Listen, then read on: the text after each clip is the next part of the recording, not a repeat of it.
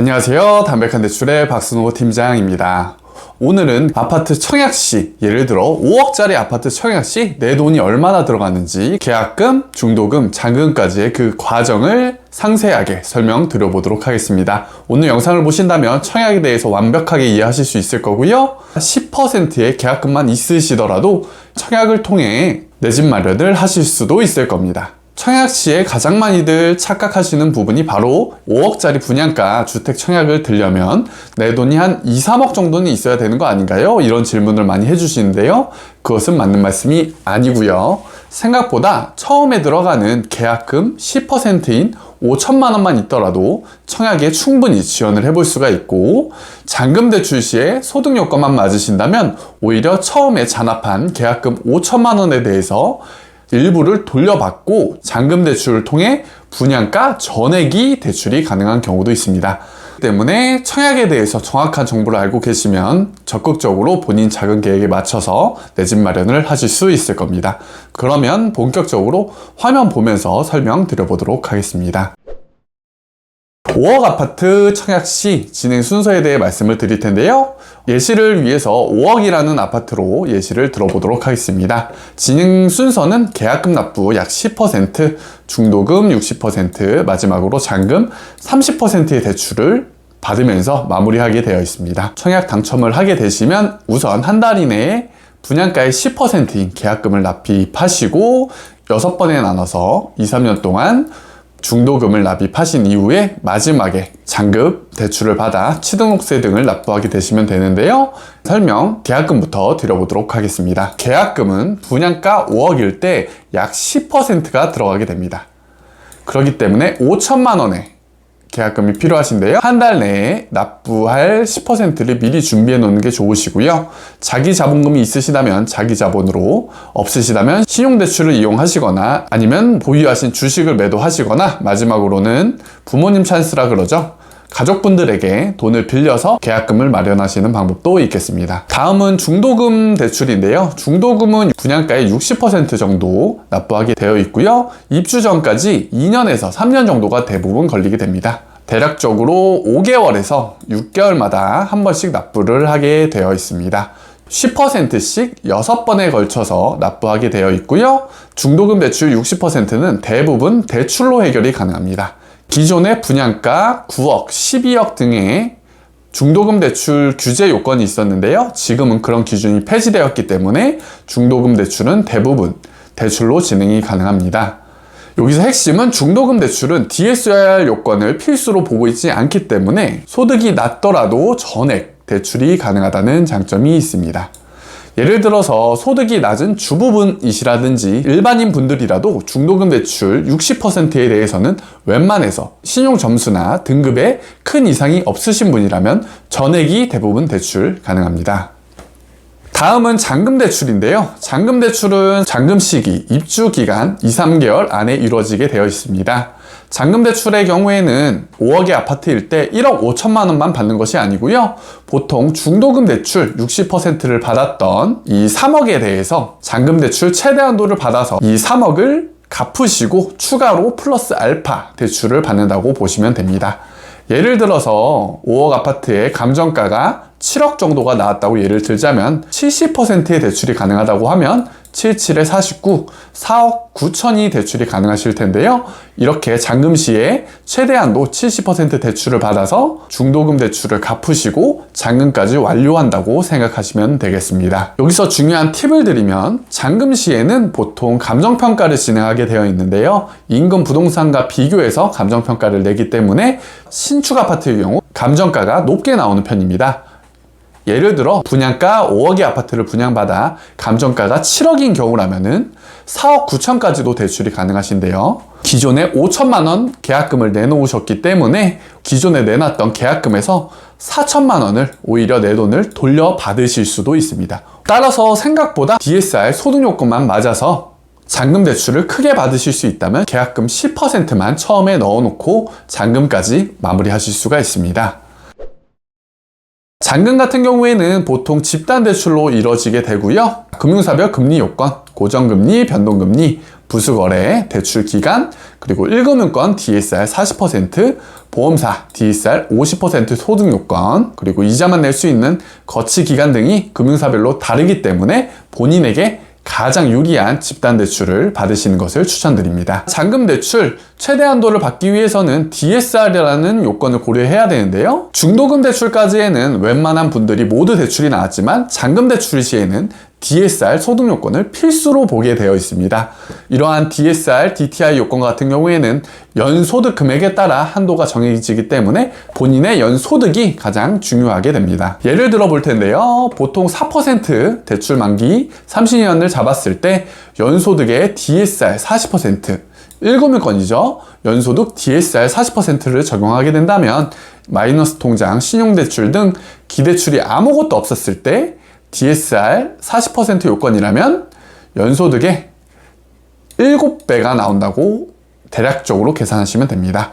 5천만 원의 연소득자라면 3억 5천까지 대출이 나올 수 있고요. 연소득 1억의 대출자라면 7억까지의 대출을 7배 받아보실 수 있다고 대략적으로 생각하시면 좋습니다.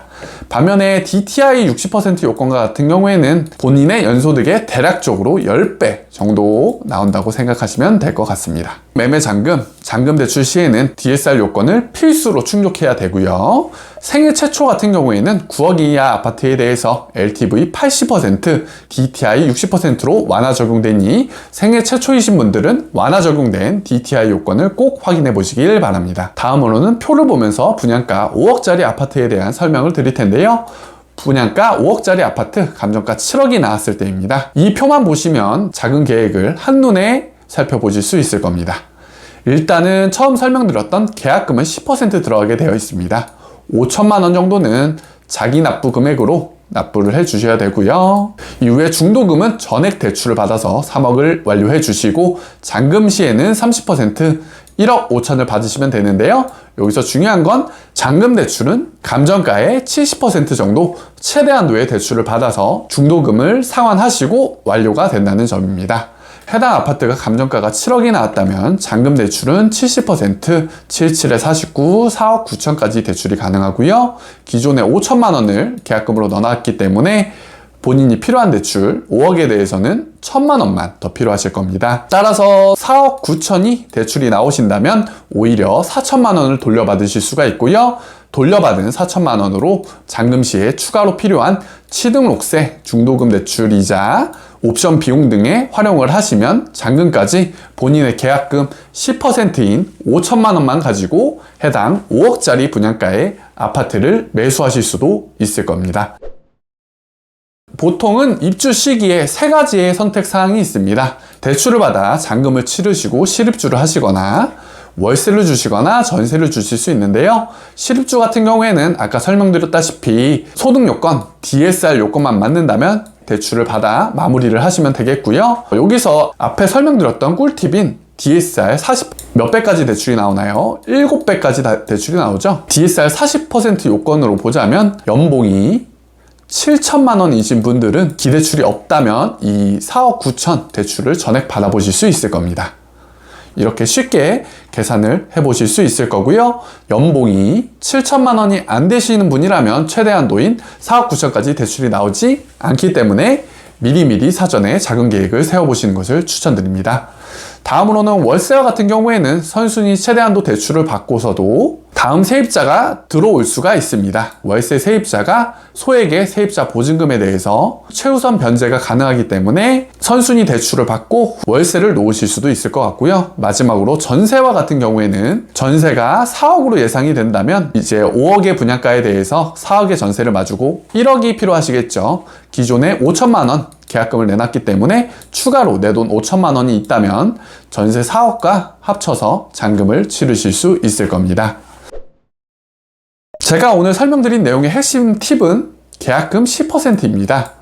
감정가가 높게 나온다고 하고 DSR 소득 요건을 충족을 하실 수만 있다면 최대 한도 대출을 받아서 계약금만 가지고도 잔금까지 완료하실 수 있을 텐데요.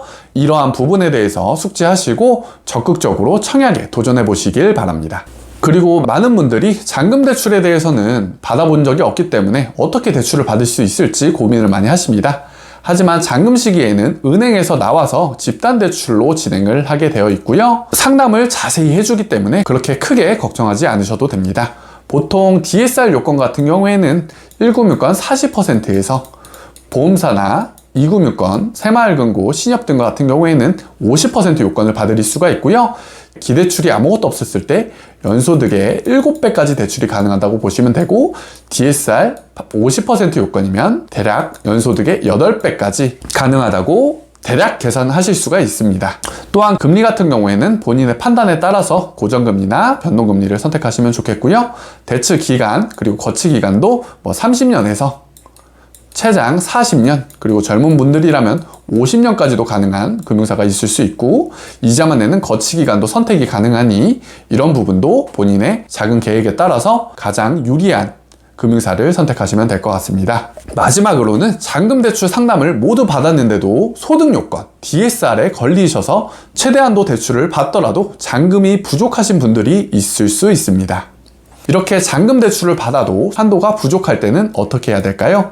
두 가지 방법을 소개해 드릴 텐데요. 두 가지 방법에 대해서 상세한 내용은 저에게 문의를 주신다면 제가 추가적으로 안내를 드리도록 하겠습니다. 최종 결론입니다. 잔금 대출 시 사전에 DSR 요건을 미리미리 파악해서 자금 계획 문제없이 내 집 마련 입주까지 하자라고 말씀드릴 수 있겠습니다. 오늘은 청약 당첨 이후 입주까지 어떠한 프로세스로 어떻게 대출을 받아 잔금을 치르시는지 안내를 드렸는데요. 사전에 DSR 소득 요건 계산이라든지 최대 한도를 받으셔도 잔금이 부족하신 분들이라면 우측 상단에 있는 담백한 대출 연락처로 직접 연락을 주시거나 담백한 대출 카카오톡 채널로 카카오톡 문의 주신다면 저 박순호 팀장이 직접 정확하고 빠르게 잔금 대출에 대해서 설명드리도록 하겠습니다. 오늘 영상 여기까지 시청해주셔서 감사하고요. 최신화된 다양한 부동산 대출 정보 등을 가지고 찾아뵙도록 하겠습니다. 감사합니다.